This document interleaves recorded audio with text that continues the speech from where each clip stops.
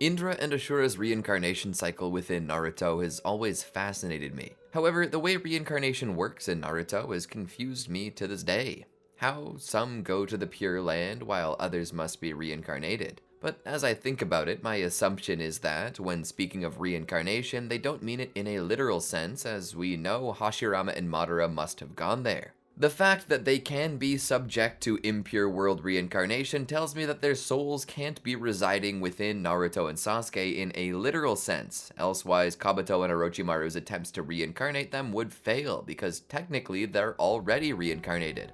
But my own personal opinion on this matter is that their will, or their chakra, is being passed down in such a way as genes are. One will notice that Naruto and Sasuke remain in the familial line of Hashirama and Madara, and Hashirama and Madara remain in the family line of Asura and Indra. Likely what happens is that either through mixing of chakra or perhaps by chance, Indra and Asura's chakra is recreated, and whoever inherits it will feel the will of Indra and Asura strongest. We already know that the Uchiha and Senju are both affected by Indra and Asura's will, just not as strongly as the reincarnations, which is why Zetsu mentioned that it is unusual to see incarnations of Indra and Asura working so closely together. He says this with a straight face despite knowing that Hashirama and Madara exist. But alas, I've been talking a bit too much about this. The way they reincarnate is not something I've extensively studied, and the data books may provide insight into it. And if they do, feel free to tell me about it in the comments. I'd love to hear all of the Naruto lore that you have seen and heard. But the point of this video remains with the concept of reincarnation. However, instead of it being Naruto and Sasuke who are the reincarnations, I wish to make it someone else. Two other people in fact, Obito and Kakashi. Welcome to the Amagi. Before we begin, we publish a new video every day, so be sure to subscribe to our channel and ring the bell to get notified about our latest videos.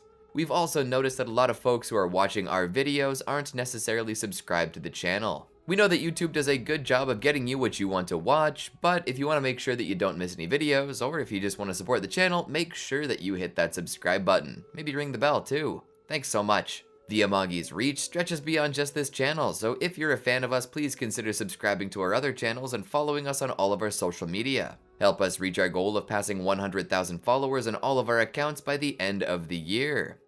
For as long as Obito had been alive, he knew that he was different somehow. How was he different? Why was he different? He didn't know. He had just seen the world differently. There was a gentle kindness in his gaze, and his heart was one of purity and love. His grandmother knew him as one who existed to be the very example of what someone should be. His ideals were closer to Ninshu than anything. His chakra, his power, everything he was existed to help someone else. Everything he had existed to be sacrificed for someone else. So imagine the silent terror in his grandmother's heart when she heard that he desired to join the academy and become a shinobi. For years, she had been attempting to get him to follow in her husband's footsteps and take up the role of architect, but it seemed he possessed too much of his mother and father in him. He was willing to become a shinobi and to go to war. Such an impossible feat for one as tender as him, to fight and kill with the heart desiring only to save, to lose comrades. She knew for a fact that if he went to war, he would not come home alive. She attempted to reason with him, but all the same, his desires were too strong. Was it pride? Vanity? What was it that caused him to desire the path of Hokage? Regardless of what it was, he was walking it now. Unbeknownst was he that he was subtly guided by the will of Indra Otsutsuki. Elsewhere, there was another boy. A boy who, despite being the reincarnation of Asura Otsutsuki, was living a life in darkness. A boy who had once declared that his strength was only for his friends, now startled off that path by his own father. The floor, sticky and wet, the crimson blood of the man that bore him stuck to the bottom of his shoes. The clear, hope-filled eyes of this boy had suddenly become shrouded in darkness, filled with despair. In that moment, it was as if Kakashi had died too. Everything he was, replaced by a shell of himself, a walking vessel for the Shinobi Handbook, so afraid of losing his honor, of becoming like his father. To disobey one's orders was to die. To choose one's friends over their mission was to die in dishonor. Kakashi had seen his father and walked the same path, choosing friends over everything. But as Kakashi drew closer to the thing he wanted to be, as he laid hands upon his future, he felt his hands seared, burned by reality. Pulling back and away from his destiny, scarred from the experience, Kakashi no longer reached out to become who he was fated to be. He no longer reached out to Ashura's will. He couldn't. Somewhere, Asura must have been disappointed, but all the same, he could not blame the boy for his reactions. Kakashi was never the same.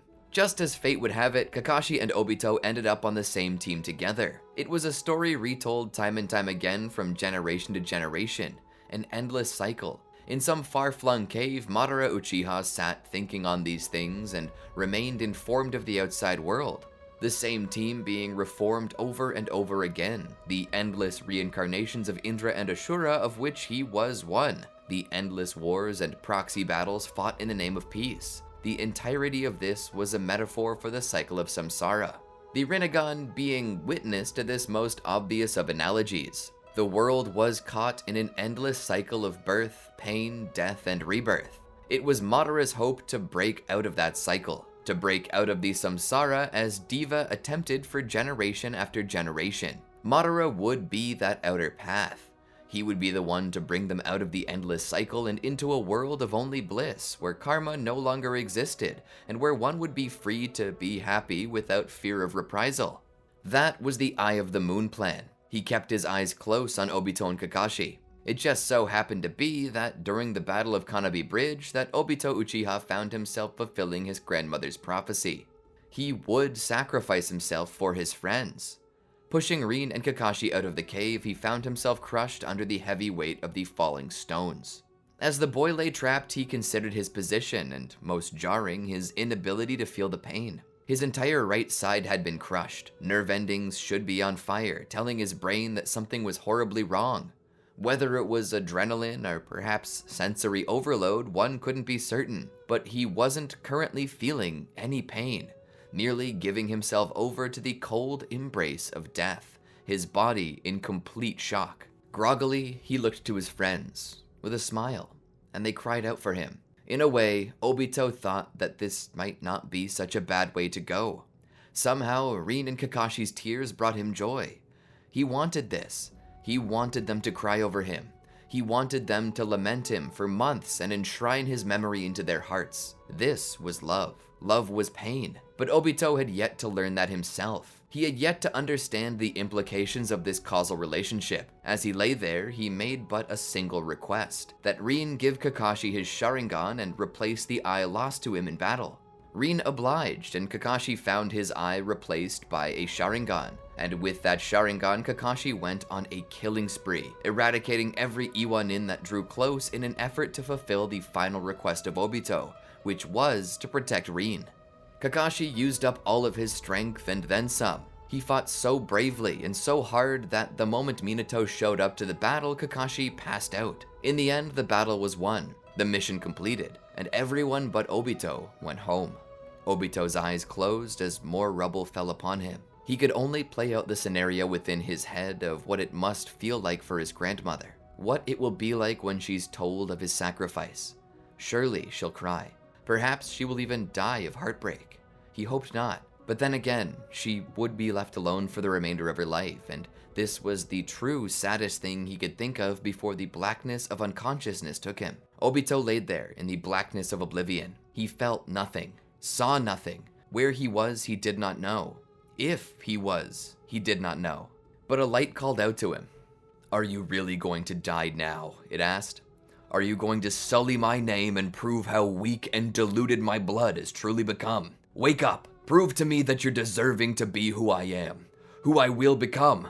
Wake up!" Obito's eyes shot open, though only one possessed the ability to take in light. One possessed the small, curious orb that had become the most important thing to his clan, while the other, bandaged and covered, possessed nothing, reminding Obito how fragile his clan's legacy truly was. Taking in a deep breath, he felt a sharp pain in his body, as if a saw blade was cutting him in two.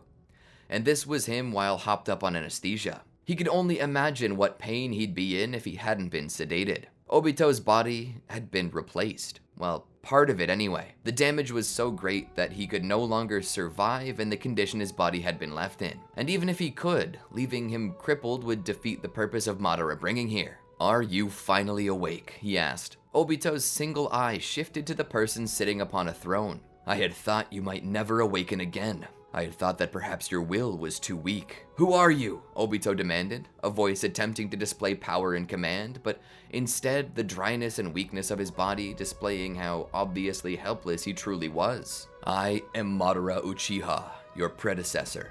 Obito was obviously confused. "Predecessor?" Madara nodded. Madara began to explain the history of the Uchiha and Senju in plain words for him, ending it off by explaining the cycle of reincarnation. "I am what Indra became, and you are what I will inevitably become. The fate of the Uchiha, of the whole world, is left to you." Obito couldn't care less about this. He looked around. "Where am I? How long have I been unconscious? Are Rin and Kakashi alright?" Madara sat there silently for a moment, slightly offended that this grand fate they shared was so easily disregarded. "You've been unconscious for over a month." Obito was confused. "A month?" Madara nodded. "Your body was ripped apart, replaced thereafter by me. The fact that you're even alive at all right now is more than most people can say. Perhaps even a bit more than you deserve." Obito sat there in silence. "Kakashi, Rin, are they alive?" Madara looked at him and rolled his eyes to the side. "They live still." Obito took a sigh of relief. "That's good. I don't know what I would have done if they weren't." Madara's eyes cut back to him for a moment as he heard this. Perhaps it was best to test that theory. For a while longer, Obito was rehabilitated, retrained. His body grew stronger and more resilient than it had ever been. He bounced around like a gymnast, as if this were the most natural thing in the world. He had made progress. He had more than surpassed his previous strength level and was currently standing above even Kakashi. Madara looked to the stone blocking the doorway. Madara had said that this was his final challenge. If he could destroy that stone, that was never true. Whether he could destroy the stone or not was never the goal, it was merely to make him stronger. Inevitably, it would be Zetsu that broke the stone. Madara merely needed the perfect timing, which eventually came. He had manipulated Kirigakure into kidnapping the girl who never left Obito's mind, put the three tails within her. That was his plan. Kiri believed that she would return to Konoha and release the third beast, devastating the village. This was the plan anyway. Whether this happened or not was inconsequential to Madara. All he wanted was for her to die in the presence of Obito, and that was what he was manipulating into reality right now. Everything was currently underway. It was then that he had the Zetsu that Obito had come to call Guru make an urgent announcement. Rin had been captured and was now on the run with Kakashi, though it looked like they might be surrounded. Obito was so gullible. He was easy to read. He knew Obito would react strongly and without any deviation from his own desire, which was to see Rin safe. So he allowed Obito to leave using the strength of Guru. Obito would make it to the battlefield. He would witness a split vision between himself and Kakashi. I wonder, if Rin had known what sort of damage she would inevitably cause by doing what she had done, would she have killed herself? If she had known that Obito yet lived, and that he would become perhaps the strongest shinobi of his generation, hell-bent on destroying everything just because of her, would she have ended her life? It was too late for what-ifs at that moment. She had already sealed her own fate. Rushing toward Kakashi, she dove in the way and took the Chidori herself, straight in the heart. At first, Kakashi couldn't comprehend what happened, why it happened. But as realization spread across his face, his Sharingan's pupil dilated and his eyes widened. "No!" he cried out as he saw her go limp on his arm. He pulled his hand out, causing her to cough out blood. As she hit her knees and began falling backward, she was caught in Kakashi's arms. "Rin, why would you do this?" he cried out. She looked at him with a smile. I love my village. I can't watch them be killed because of me. I won't be responsible for that. I'd rather die." Kakashi shook his head. Rin! Her eyes rolled up a little. "I think I see him, Kakashi. I see Obito." In one short moment, as Obito stood upon the tree limbs, his single Sharingan met with Rin's gaze one final time. Tears streamed down his cheeks. He saw her soul leave her body. Kakashi roared into the skies, as if his voice was challenging the thunder accumulating. Suddenly, there was evolution in both Kakashi and Obito. For a brief moment, their minds, their hearts, their very souls overlapped. Guru covered Obito's body suddenly, wondering why he had made such an act. It was as if the aura around Obito had simply bidden him to do so under pain of death, and Guru obliged. Kakashi's sudden change in emotional and physical nature was more than his body could handle, and he found himself simply passing out. This was good. He did not wish to see what Obito was about to do. Jumping down into the crowd of shinobi, he let out a roar like an ancient beast, like a sleeping god awakened.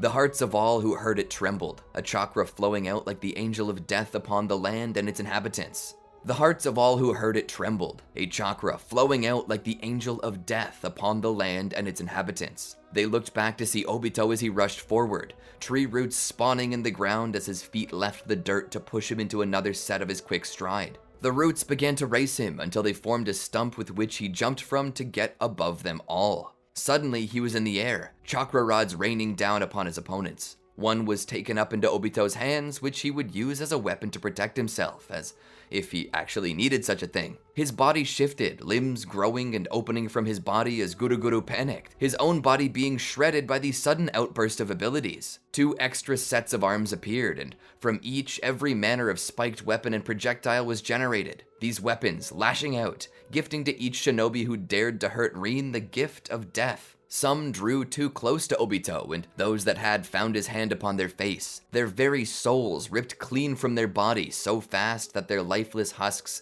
continued to move by muscle memory and nervous reaction.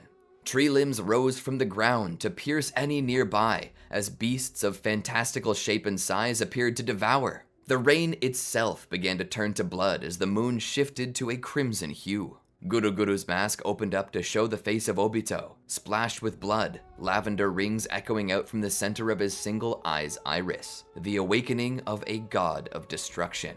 The Rinnegan. He looked down at Rin, disregarding Kakashi in entirety. Falling down to his knees, he lifted her body, his hand slowly passing over the mangled hole left behind by the Chidori, the remnants of her heart visible. Her heart was broken in a literal sense. Her heart was broken in a figurative sense, but all the same, he envied her. He would right now choose to take her place if he could. He would rather have his very heart ripped out than see her like this. And in that moment, his entire view on life changed. For a second, he considered finding the nearest body of water and diving into it for eternity. But Guru, still a little warped from Obito's transformations, urged him to stop. It was Guru that led Obito back to Madara. Obito's feet did not move. They did not resist. They did not a single thing to stop or help the Zetsu in this endeavor. As soon as Obito had returned, Madara saw it. A smile played upon his lips for but a second before he quelled it. "What has happened?" he asked. "Rin died," Guru said flatly. "I'm sorry to hear about that," Madara said in Obito's direction. Obito merely lifted his eyes up to the old man. "I wish you had let me die," he said flatly. "Why was I saved from death? Just to watch this? To suffer? Everything would have been so much easier if I had just died there. Why did you have to save me, Madara? Why did you have to save my life?" Madara stood and stepped down from his throne, holding his scythe in his hand as if he were the incarnation of death itself. And perhaps in this moment he was. He was toying with life and death. For so many years, Madara utilized the Ghetto statue to cheat death. Upon finding Obito, he denied death its due once more, and just a moment earlier, Madara had sent a little girl who otherwise would have lived to an early grave. Madara was death, and this scythe was his symbol. He stepped closer to Obito. "But it does have to be this way," he said. "The Rinnegan grants us power over the living and the dead. It's time that I show you what I've been working on. You will need a goal to work towards, or all of my work will have been for nothing." It was here that Madara then showed Obito his plans, his dream, the infinite Tsukiyomi. A world of dreams, where those who live and those who die can meet again, where nothing is out of your reach, where the only limit is imagination. A world where all can be free, where all can be happy, a world without losers, without death, without pain. A perfect world. Your world. Obito listened closely. Madara continued to speak. "To achieve this world, all you must do is gather the 9 chakra monsters spread across and feed them to the Ghetto statue. Doing so will awaken a new chakra monster known as the Ten Tails, and those who have the Eye of Samsara and possess the power of the God Tree can awaken the eye that reflects upon the moon by drawing near to it. A perfect world. A world of dreams. The salvation of the Uchiha clan as foretold by the Sage of Six Paths before. Obito was silent as the younger version of his mentor spoke to him. I ask but only one thing. When you gain the chance, revive me with the power of the Rinnegan. A boy lives in Amagakure, a boy of the Uzumaki clan household. He is among the few capable of bearing my Rinnegan, the same eyes that you possess. Reach out to him, wait for the proper time, and revive me into the body you see before you, this young and strong frame. Do so, and I will grant you a perfect world. A world without pain. A world where your dreams are reality. A world where you are Hokage. A world where Rin is yours and yours alone. Obito listened silently for a moment, before nodding his head. I will. And after that, Madara ended the Genjutsu. He would then pass his will onto a white Zetsu, creating the black Zetsu, or so he had believed. Once this was done, Madara sat down upon his throne. I entrust everything to you. He then severed his connection to the Geto statue and perished. Obito would then leave with Black Zetsu, intent on finding the boy with the same eyes as him. Obito had been a busy little bee. He had been extending his influence over everyone and everything he could. He had yet to officially meet with the one known as Nagato, but that was okay. He was consolidating his hold on the 5 great nations, such a 4th-dimensional game of shogi. Normally, Obito couldn't even play a 3rd-dimensional game of shogi, but his desires had awakened within him the crafty individual that he had always locked away. The love in his heart had left him naive, and now he wasn't. His heart had been freed from sentimentality by the promise of the return of his stolen childhood. He hated the idea of killing others, but he knew that in his perfect world he would make, they would all still live. So there was no reason to be afraid of killing, and that's currently why he was in Konoha right now. The ultimate test of his resolve, killing Kushina Uzumaki. Now, this was something Obito knew he would have to do eventually, but not until recently had he received the chance to do so. He was psyching himself up for it. He was about to show Minato how his soft heart would ultimately be his downfall, how the student had now become the master. As Kushina gave birth to the baby that they would call Naruto, Obito waited silently in the shadows. Things began to calm down, and they were preparing to take Naruto to Kushina. This was when he made his move. He rushed out with speed that would impress even Minato-sensei. He put a blade into the backs of the nurses and took the babe for himself. Minato begged Obito through his mask's only opening to stop, but Obito would refuse. He held the baby. He was in control. If he knew his master, and he did, he knew that he could simply throw the baby into the air under the threat of murder, and the Hokage would move by instinct. And as he took advantage of that, Obito would move in and take Kushina. Yes. This was the way it would go. Obito would put his plan into motion and proceed to throw Naruto into the air. Minato moved like lightning to catch the infant, and the near equally fast Obito would move to take Kushina. And with a simple action of activating Kamui, they were gone. Obito had her. He had her chained up. As he looked at her in her weakened state, a part of him felt a little remorseful for what he was doing to her. Doing in general, but it wasn't anything personal, it was just good business. In the world of shinobi, sacrifices had to be made for the greater good, and Obito was ready to make those sacrifices. He began pulling out the Nine Tails. It wouldn't be much longer before Minato would show up, but by that time it was already too late. The Nine Tails was out, and the village was in crisis. Minato would take Kushina back to their home where he would lay her in bed with Naruto. He would then don his Hokage's Haori, a white cloak with flames at the rims. Along the spine, there was written the kanji for his rank and number within that rank, Yondaime Hokage, the 4th. He would step out into the brisk night air, but waiting for him there was a cloaked, masked man. Minato would bear his 3-pronged kunai. He would rush the masked man only to pass completely through him. The man turned around, Rinnegan active. Minato was confused by what was occurring. Currently, the Nine Tails was ravaging the village, and in its eye there was a Rinnegan. This could be seen by all, who could only wonder what it meant. Obito and Minato continued their fight. However, unlike in the original series, Obito possessed the Six Paths abilities and was far stronger. In the middle of his battle, as Minato throws his kunai through Obito's mask, right as Obito is about to grab Minato, Minato would use his flying Raijin jutsu and attempt to put a Rasengan into the man's back. However, the moment he does this, he finds himself smashing into a piece of wood. Substitution jutsu, he wonders to himself. He looked up for only a moment and saw a multitude of chakra rods coming at him, pinning him to a tree. Minato cried out in pain. He was unable to move. The masked man drew closer, holding the Hokage's own kunai.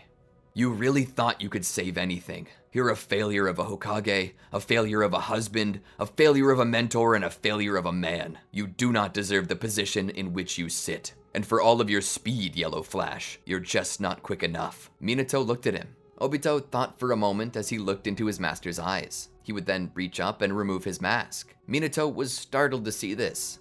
Obito! Suddenly, Minato's own kunai was pushed through his throat. Your failures have added up and become your undoing. Your wife is dead. Your village is destroyed, he said as he looked into the fading light in his master's eyes. But, Obito said as he returned his mask to his face, for the sake of what we were, what we had, I will spare your son today. Go to your grave in peace. I will not target him. Minato then perished. That night, the entirety of Konoha was swept by the Ninetales. It was decimated.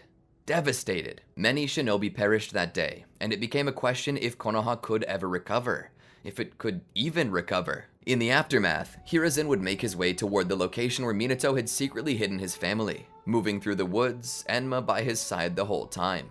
The two would find Minato there, pinned to a tree, killed most gruesomely. The fourth Hokage, Enma would state as he examined the body. But who could do such a thing? Hiruzen shook his head, unable to answer the question. The two would then make their way toward the secret home of Minato. It was dark inside. The lanterns had burned out, perhaps symbolic of the occupant within. Investigating the area, they would find a bed with a babe laying in it. By its side was the mother, Kushina, apparently long dead. Hiruzen reached out to check for a pulse, but felt how noticeably chilled she was to the touch. There was no need. He attempted to move her hand with some difficulty from the baby. It seemed rigor mortis had already set in. Managing to move her arm away from its embrace, he lifted the infant up into his arms. There was warmth. It was like whatever remained of Kushina's warmth had willingly been transferred to the baby they had named Naruto.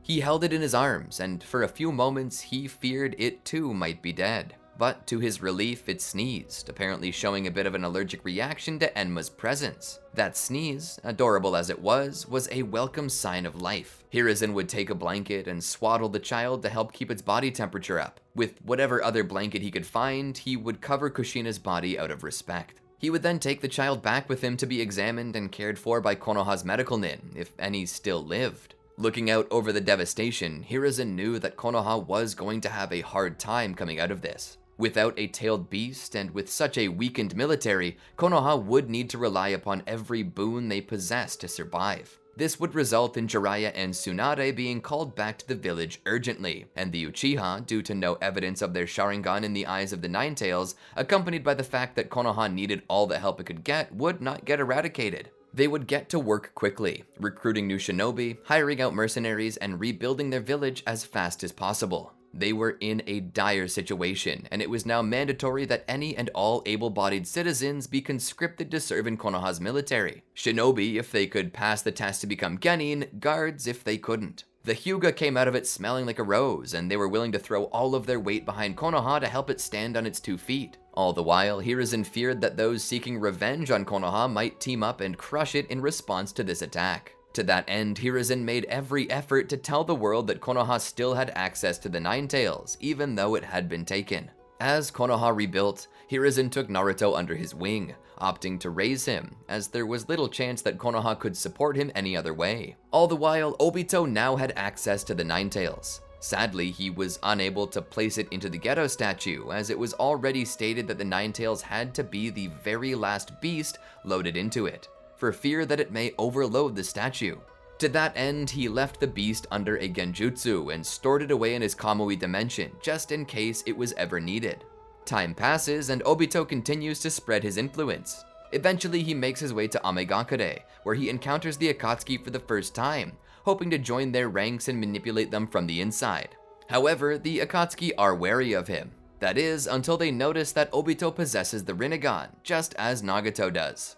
They then grow curious of him and ask him to explain where he comes from, what the Rinnegan is, and why he has one. Obito would inform them that he awakened his naturally. This causes the group's curiosity to grow as Obito then begins to explain the dojutsu and what it means. He tells Obito that they are both reincarnations of the Sage of Six Paths, and that this eye is proof that they will bring peace to the world in their own way. Of course, their ideas of peace are very different, so even if Obito possesses the Rinnegan as well, then it's not going to bring about anything more than just a bit of curiosity. Obito still fails to recruit them to his team, and thus realizes that the best way to teach them that his way is the best is to first teach them pain. He must first show the horse the stick before he can show it the carrot, and that is exactly what he does. He manipulates Hanzo, as well as the Akatsuki themselves, into a final confrontation where he destroys everything they hold dear, leaving only a crippled Nagato and Konin alive.